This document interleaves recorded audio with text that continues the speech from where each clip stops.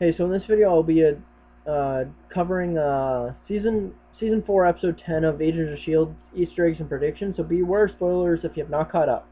The biggest part of this episode was actually Jeffrey Mace's story and what actually happened in Vienna. And I actually had a prediction for last episode, but since I couldn't actually put it up before watching this episode, I couldn't say the prediction, but I actually had this theory that Jeffrey Mace was actually kidnapped by the government and replaced with an LMD, so the government could have more control of what Shield says and does. And the only reason I said this, I was going to say this, is because we know LMDs have been a theory, an idea since Avengers 1. And I just would have thought it would be funny if the government actually had LMDs and just never told anyone. So yeah. But what actually happens is they revealed that he is a normal guy, and just like what's called since he is a replacement for Captain America and all that kind of stuff, and what's called Fitz and Simmons for some reason first thought was that it was the resurrection of the Erskine program that happened in the 40s, that Captain America super soldier, but it actually wasn't. And it actually was, for some reason, that Glenn Talbot thinks is reasonable to modify the Mr. Hyde formula, and apparently took the bad stuff out, but you can't really do that, but still. But yeah, Jeffrey Mace is, and I was actually personally name dropped as the Patriot, because I don't think they've actually mentioned that before, but having this connection to Mr. Hyde is actually nice. That their Agents of Shield is pretty known to actually connect every single storyline to one another, and having callbacks from seasons past and stuff like that. But I kind of wish that they revealed this part of his backstory, that he's actually not an Inhuman, and he actually wanted to help Inhumans have equal rights, and having the Mr. Hyde formula inside him earlier on, because what's called like I said before in previous videos, that Mr. Hyde is a really big part of Robbie Reyes' character in the comics, and to have that Mr. Hyde reveal in the first arc of with the Ghost Rider, it would have made more sense than to have had it in the LMD arc. Just my personal opinion, but and for some reason this weird thing is going around that even since we've met Mace, since the audience and us have met Mace, the people always assume he's a bad guy. He's a bad guy. He's a bad guy. I don't understand that. He's not a villain. He's not. He's generally a good guy. Even after this episode, people do not trust him for some reason. I don't understand that. But there's, in Agents of Shield, there's no real bad guys, and just like Radcliffe and Ada, they aren't the bad guy. Like, they are villains, yes, they are going against Shield, but doing it for good reasons. But people always bring it up that what's called Ada killed a person. Yeah, that was a bad thing. But it was her programming. She was not allowed. What's called? She did it to protect people, yes, but she also to protect people and secrets and stuff like that. So she's not bad. She's just misguided. But also with Radcliffe, he's not evil. He's wants mortality and all that kind of stuff. He doesn't want anyone dead. He doesn't. He's not. He's trying to keep. He keeps May alive. He do, and but also the reason he's doing this is because he's corrupted by the Darkhold. Uh, so he's not bad at all.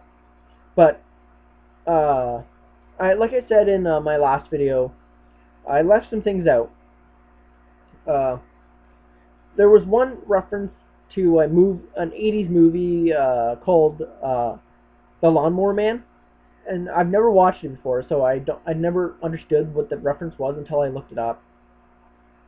And but what I understood, it doesn't fit with the theme of robots, uh, or in my opinion, anyway. Uh, they uh, the it was actually about virtual reality as far as I'm understanding, and it's possible they were put that reference in that episode for this specific reason. It was that what was called in the first episode of this season, Fitz and Simmons were creating a virtual reality system and all that stuff, and Agents of S.H.I.E.L.D. loves to connect all the storylines and stuff like that, and they never did anything with it, and it's possible that the same thing that Fitz and Simmons were creating, Radcliffe actually stole and gave it to put it on May. And it's funny that they kind of linked a nod to Tahiti, technically, kinda, with May not being relaxed with in a peaceful spa and stuff like that, which is kind of like what happened with Coulson in the first season. He wasn't he was realizing this is not a magical place. It's not the best place to be. Like, but it's funny that May is not a person to relax. She needs to She needs to be fighting and stuff like that. So yeah, I'll get back to that later on in this video. And they actually connected it back to the past seasons of the show plus the Netflix shows. People always for some reason always forget that Agents of S.H.I.E.L.D. connects to literally every single thing in the MCU, like one-shots, the movies, and the Netflix shows. They've had winks and nod to the Netflix shows quite a lot in the past 4 seasons. So yeah, but this connection was to Luke Cage, and it was the Judas Bullet, which I'm hoping that they confirm who this guy is, who's running the Watchdogs and everything like that, because somehow he knows about Mace's bulletproof powers, because the whole idea of the Judas Bullet is actually because Luke Cage was bulletproof, and they needed something to go through the bullet, or through the skin. But yeah, they connected it back to the season 1 with the ex-Hydra agents that was at the Battle of the Fridge that Ward and Garrett had done stuff was doing, and also the season finale of the first season was with the Hydra truck in Argentina and stuff like that. So it's nice that they're actually like like connecting all the storylines back together and stuff like that. But there were little references to Mary Poppins, Talbot's new nickname for Simmons apparently now. Simmons being in Hydra, and The Godfather and stuff like that. So nothing really big. And I didn't get to say it in last episode, the last video, but there was I really liked the new logo that Agents of S.H.I.E.L.D. has for this arc.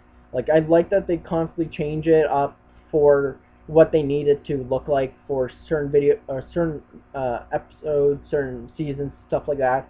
And this one has like robotic parts and stuff like that.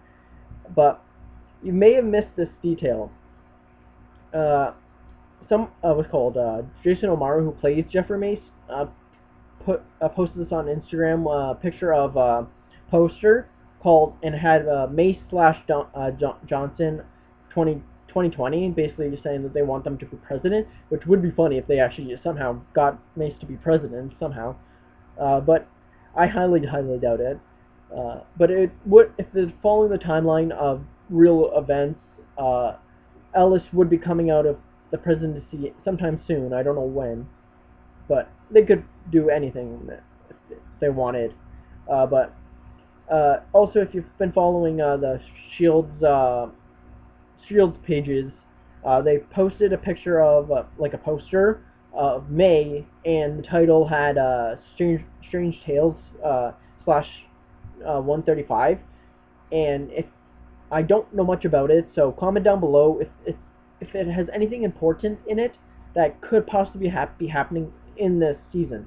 Like, they do take influence from a lot of comic books, so it's possible that whatever happens in that story, like that comic book, it's possible that this LMD arc is what's going to be happening. But all I know is that it has the first introduction of LMDs and the first introduction of S.H.I.E.L.D. So comment down below if it has anything important at all. They also did like a link and a nod to another Whedon project, the Firefly slash Serenity like show and movie with the pilot's death and everything like that. I don't know who dies in that show, so because I've only watched the one episode.